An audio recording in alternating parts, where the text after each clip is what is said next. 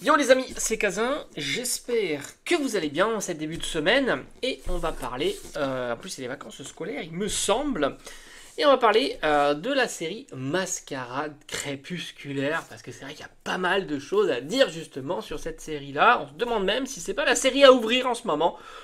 Et on va voir les côtés positifs de cette série, mais évidemment les côtés négatifs parce que il y en a, je me lasse pas, les petits bundles comme ça dans la collection en CD. C'est vraiment super sympa. J'ai hâte d'avoir 6.5 et comme ça on pourra recontinuer à faire des ouvertures.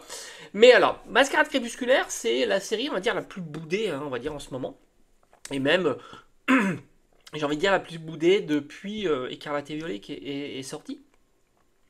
On a eu bon, un moment très euphorique hein, sur Pokémon. Et d'ailleurs, Pokémon est toujours quand même assez populaire, hein, faut pas non plus se cacher. Il y a toujours énormément de popularité, que ce soit sur les plateformes de streaming, opening, etc. D'ailleurs, moi-même, je suis aussi courtisé, on va dire, sur ces plateformes. Mais moi, c'est pas vraiment mon truc. J'ai pas spécialement envie de faire du box break ou de vente de cartes sur ces plateformes-là. Sans compter qu'il y en a énormément. Et puis, tu t'aperçois quand même qu'il y a quand même pas mal de popularité via donc les influenceurs, les meetings, les salons, les conventions et ainsi de suite. Les gradations, les boutiques, voilà. Mais c'est vrai que d'ailleurs, vraiment on parle un petit peu de tout, là, on parle un petit peu dans tous les sens, mais on va se refocaliser sur Mascarade Crépusculaire, mais tu t'aperçois qu'il y a quand même un bouleversement sur les cartes gradées, et ça souffre énormément, hein, quand même, faut être assez objectif sur ça. Les gradations, c'est quelque chose qui souffre beaucoup, beaucoup, parce que qu'est-ce qui marche énormément? C'est le côté un peu loterie, ça veut dire faire de l'ouverture sur des séries un peu anciennes où tu peux te faire tomber la carte un peu Graal, etc. sur des en ligne, sur le chat, etc. en streaming. Et le scellé, évidemment, le scellé, parce qu'on sait que c'est la valeur refuge, c'est la valeur sûre, on sait que c'est quand même l'item qui se comporte le mieux avec les années, et même qui supporte les perturbations. Et puis c'est les items qui ont fait rêver, hein, quand tu vois des sets de base qui valaient plusieurs dizaines de milliers d'euros, voire même d'autres séries, enfin pas plus anciennes, mais anciennes, qui valaient encore plus cher. Et même des séries récentes, hein, quand tu penses que Voltage éclatant, qui est une série plutôt banale et qui coûte très très cher, Evo Céleste, même si c'est une série plus sympathique, qui coûte aussi très très cher, ce sont des séries très jeunes. Donc c'est vrai que le scellé marche plutôt fort, mais les cartes en elles-mêmes, la gradation souffre beaucoup. Ça, je pense qu'on est assez sûr de ce constat.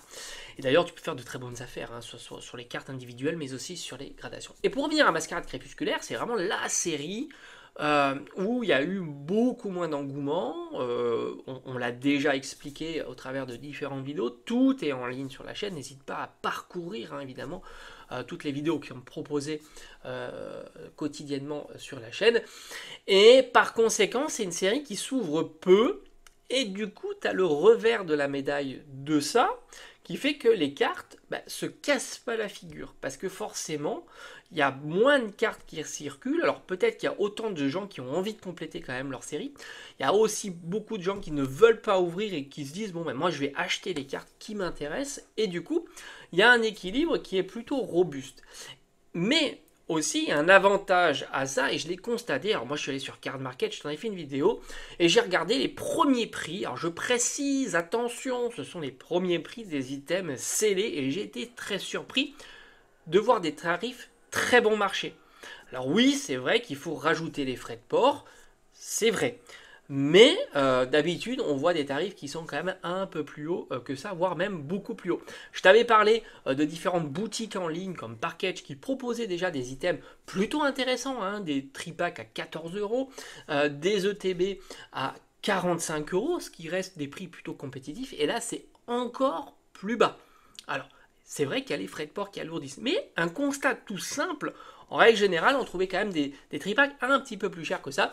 Là, pour l'instant, les premiers prix de tripack aussi entre 12 euros et 13 euros. Et tu en as une certaine quantité. Sans compter que si tu commandes 10-12 tripacks, je suppose que l'impact des frais de port est réduit comparativement à un tripack. Hein. Ça me semble évident. Et puis moi, c'est juste de me contenter de regarder la disponibilité et les premiers prix. Tout simplement. Et en plus, ce sont souvent des vendeurs professionnels, dont on sait qu'il y a des charges supplémentaires, de la TVA et ainsi de suite. Très intéressant. On peut faire la même démarche sur les ETB, et les ETB, enfin l'ETB, parce qu'il n'y a qu'un modèle, on est entre 35 et 40 euros. 35 et 40 euros, là aussi, c'est plutôt très bas.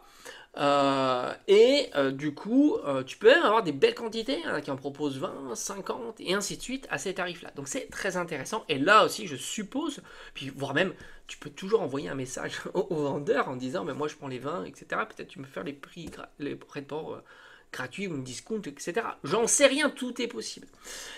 Mais là aussi, on est sur des prix ultra bas qu'on n'avait pas vu, je pense, depuis un petit moment. Alors peut-être qu'aussi c'est en période de solde et du coup les vendeurs déstockent une partie de la marchandise. Mais du coup tu t'aperçois que si tu veux faire de l'ouverture sur ces séries-là, j'ai l'impression que de passer sur certaines boutiques indépendantes plutôt qu'aller en grande surface, où là tu as le prix normal du booster, c'est-à-dire 18 euros le tripack, ça veut dire booster individuel à 6 euros, ça veut dire grosso modo là le TB entre 50 et 60 euros.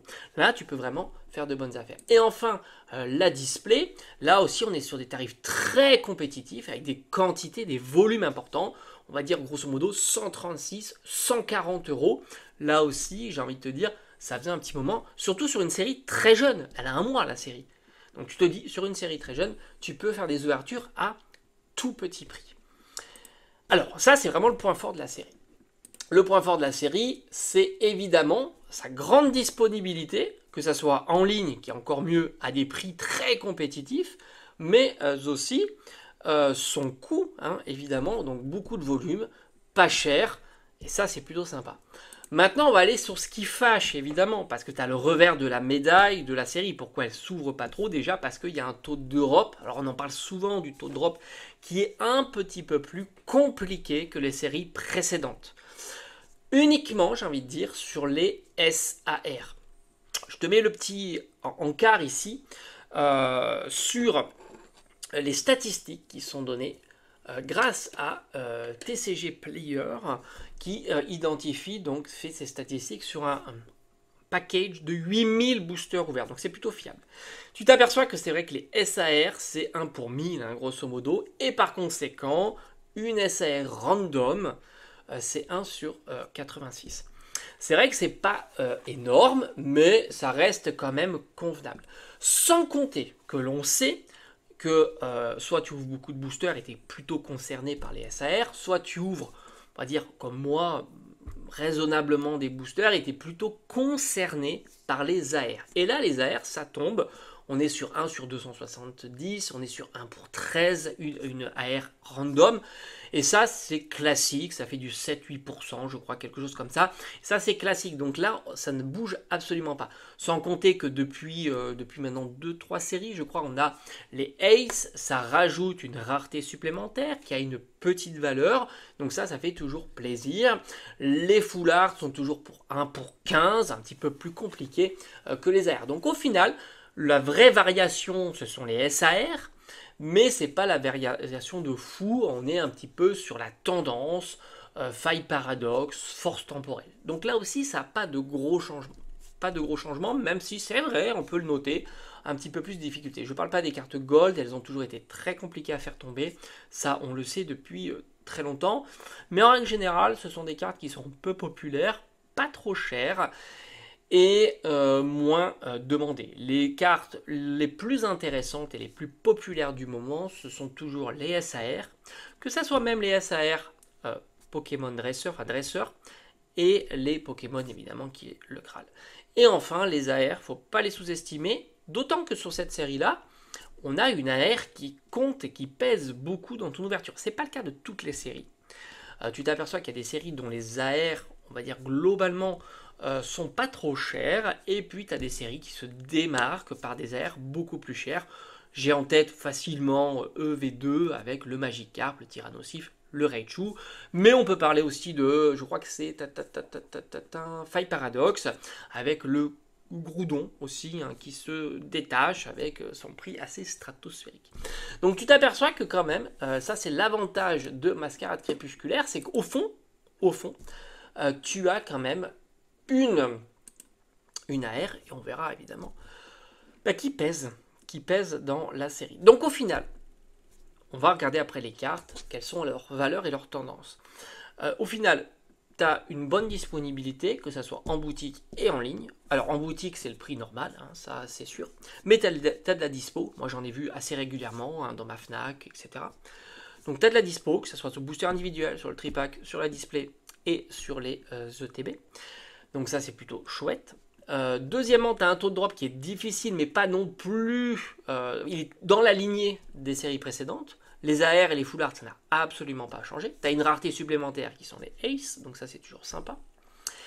Et si tu vas en ligne, tu peux avoir, sur certaines boutiques, des prix encore plus intéressants, entre 35 et 40 euros, voire même entre 35 et 45 euros pour les ETB, les tripacks entre 12 et 14 euros, et ainsi de suite.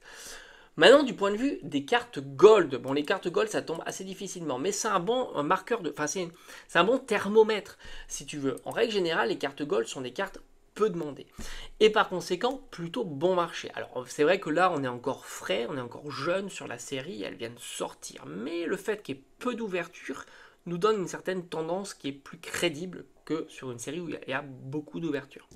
Tu t'aperçois que Ogerpon masque turquoise est aux alentours de 30 euros et je trouve pour une carte gold ça relativement cher, d'autant la popularité du Pokémon n'est pas au rendez-vous. Tout comme le Ursa King Lune Vermeille, que moi j'aime bien, c'est vrai, mais il ne fait pas l'unanimité. Là aussi, on est aux alentours d'une trentaine d'euros. Et même sur des cartes un peu plus basiques, alors peut-être qu'elles sont puissantes, allez savoir, mais tu prends le Peaufin copain et tu as 30 euros, ce qui est pour moi assez hallucinant. Et même les autres cartes gold sont relativement chères. SAR, qui dit SAR, dit est-ce qu'on a le Saint Graal de la SAR? Eh bien oui, dans cette série, tu as le Saint Graal de la SAR, qui est tout simplement le Amphinobi X en version un peu terra cristallisée. Je dis le Saint Graal parce que dans une série, qu'est-ce qu'on a besoin? On a besoin de plusieurs ingrédients pour qu'elle soit populaire. Des cartes qui tombent et qui font plaisir, les AR. Donc on va aller voir du côté des AR si là-dedans, on a de quoi se faire plaisir parce qu'elles tombent régulièrement. C'est la rareté qui tombe le plus, indépendamment des X. C'est la rareté qui va tomber le plus. Donc ça, c'est plutôt cool. Et les AR, on verra dans la deuxième partie qu'il y en a. Les SAR, c'est-à-dire en gros, c'est l'objectif. C'est-à-dire que, si tu veux, est-ce que cette série-là aura une place dans le game des box break type, tu sais, les plateformes en ligne, etc. Oui, parce que tu as le Amphinobi X, enfin du moins pour l'instant, il ne s'est pas cassé la figure. En tous les cas, c'est ce qui est à côté de moi sur mon bureau qui s'est cassé la figure. Oui, parce que c'est une carte qui s'échange à un tour de 200 euros. Donc il est du niveau, il tient le niveau d'un Dracofeu. Donc ça, il faut le noter. Donc tu as ta carte objectif. Donc ça, c'est plutôt chouette. Même si elle tombe très difficilement, hein, pour 1000, c'est costaud. Tu as l'objectif de cette série-là. Donc on est sur une série qui, pour moi, en tous les cas, à mon sens, c'est une série qui est pas si mauvaise que ça, parce qu'elle a les ingrédients qu'il faut. Donc le Amphinobi, 200 euros, c'est un sacré billet, évidemment. Mais est-ce qu'il est tout seul? Eh bien au fond, il n'est pas si seul que ça. On va regarder les petits masques. Alors Ogerpon, là, est-ce que lui aussi, il est toujours... Alors c'est des SAR qui tournent autour de 40-50 euros. Eh ben, dis-toi que 40-50 euros, il y a des séries dont ils ont du mal à avoir des SAR à ces niveaux-là. On pourrait aussi parler de Ursa King qui lui tourne aux alentours d'une soixantaine d'euros. Donc tu as quand même pas mal de cartes qui comptent. Maintenant, que disent les cartes alternatives type dresseur? Et bien là aussi, il n'y a pas d'effondrement. Roseille tourne autour de 60 euros, ce qui est plutôt un bon petit prix, et Cassis aux alentours de 50 euros. Moi j'aime beaucoup ces SR, je les trouve très sympas. Ma préférée, c'est le soutien de Néphi avec tous les petits Pokémon qui sont autour, mais elle est quand même à 35 euros. Donc tu t'aperçois que quand même ça tient le coup. J'aime bien aussi la Litzia, alors je sais pas comment ça se prononce, peut-être certains me le diront, ils aiment bien, il y a toujours un ou deux qui va te dire c'est pas comme ça. Et on est aux alentours de 70 euros. Donc tu aperçois que les SR dresseurs, elles sont hyper robustes et tiennent très très bien la pression de cette série-là. Donc au final, SAR top, ça marche. ça tombe difficilement, bah, tant mieux. On a les petites aces, alors tu as encore une ace ou deux qui doit valoir quelque chose, je crois que j'avais repéré, hein, mais ça c'est des objets qui sont certainement utiles. Voilà, tu as le tampon injuste qui est aux alentours de 7-8 euros, donc ça c'est cool, hein, c'est le petit bonus. Et après, que disent les AR? Ben là c'est pareil, Scarabrut, 14-15 euros, bah, c'est pas mal. Pour une AR, c'est pas mal. Mais tu vas voir, c'est pas fini. Alors, je vais peut-être pas toutes les voir, mais tu prends par exemple Simiabras, magnifique, 13 euros, c'est pas mal aussi. Ça ne se casse pas la figure. Évidemment, on pourrait parler du Evoli qui est splendide, mais ça, on s'en doutait un petit peu. 50-60 euros. C'est énorme hein, pour une carte AR. Et c'est ça qu'il faut dans ces genres de séries. Il faut des AR qui donnent envie d'aller ouvrir parce que on pourra aller partir à la chasse de ces AR. Le Vénard avec Ronflex, Psycho Quack, magnifique à 12 euros. Moi je trouve qu'elle n'est pas si chère que ça. Montmartic que je trouve très sympa, qui flirte avec les 10 euros. Donc là aussi, j'ai envie de dire, c'est carton plein. Tu as les AR qui font le travail. Caninos de Izui. Non mais franchement, c'est une dinguerie cette carte. 13 euros aussi. Là aussi, ça ne se casse pas la figure. Alors, on pourrait parler des X, on pourrait parler des cartes full art, mais ça, on sait que, en règle générale, ces cartes-là vont petit à petit diminuer, même si là, on peut pouvoir le Tyrannosif, par exemple, épine de fer, aux alentours de 7-8 euros. Mais ça, le temps a tendance à être très dommageable sur ces cartes-là. Donc, au final, bilan est plutôt positif sur cette série-là. Moi j'ai envie de dire c'est une bonne série et presque tant mieux que beaucoup la boudent parce qu'elle sera certainement peu stockée et le scellé sera d'autant plus rare sur ce genre de série. Et moi j'aime bien ça aussi, tu vois, d'avoir des séries un peu sympathiques comme ça. Comme je t'ai dit, hein, moi je vais continuer à agrémenter ma collection. Maintenant je suis beaucoup sur des items qui prennent moins de place. Je suis assez transparent, hein, je t'ai montré hein, tous les items qui rentrent dans ma collection en temps réel, hein, évidemment. Donc je vais continuer à agrémenter ma collection sous forme principalement de blisters, boosters scellés sous blister. Voilà, alors peut-être profiter un petit peu des diminutions de prix, il faudrait que je regarde un petit peu en ligne, mais c'est vrai qu'en ligne, le plus gros problème, c'est les frais de port qui alourdissent forcément la discount, hein, c'est ça, c'est clair. Mais en tous les cas, voilà, toujours fan de Ursa King, hein, moi j'aime bien, c'est mon illustration préférée de la série. Et si je devais me dire un petit peu les cartes que j'aime bien, j'aime beaucoup les SAR Dresseur. J'aime beaucoup, je trouve qu'elles sont très stylées, mais en règle générale, je les aime bien. Le Amphinobi, je dirais, je sais pas, j'attends de le voir pour vraiment me prononcer. Après les masques, je suis pas fan. Je vais être honnête avec toi. Je mettrai pas 40 ou 50 euros dans une carte comme ça c'est certain. Mais après, les terras cristallisées, moi j'aime bien le Volcaropod, je le trouve plutôt sympa, même si à tous les coups ça sera des cartes qui sont pas très chères. Les formes terras cristallisées, j'aime bien, mais faut pas qu'elles dépassent un certain budget, tu vois, dans un classeur où tu as toutes les formes terra cristallisées, ça peut être vite chouette. Il y a quelques foulards sympas que j'aime bien, comme l'Euphorie, comme Hurle-Queue, ça c'est plutôt réussi. Donc au final, le bilan est plus que positif, et en plus les cartes s'échangent à des tarifs un peu hauts. Après évidemment, il y a un donné que j'ai pas traité, c'est la cinétique de la carte. Est-ce que la carte se vend rapidement à ces tarifs-là? Ben là c'est toujours pareil, c'est toujours variable. Ça dépend le process de vente évidemment c'est contextuel. Peut-être qu'à ce moment-là ça ne sera pas le cas, peut-être que ça sera plus facile avant, après, etc. En plus il y a les plateformes, j'ai pas été voir, c'est sur les plateformes, ce sont des cartes qui sont populaires, qui se vendent, etc. Bon bref, on parle juste de prix d'achat dont tu peux trouver en ligne. Voilà, tout ça est à prendre avec des pincettes évidemment. C'est pour se donner un petit peu un avis plutôt construit sur une tendance. En tous les cas, le scellé est plutôt bon marché. Et moi, je trouve ça très intéressant. J'espère que ça t'a plu. Et puis, comme d'habitude,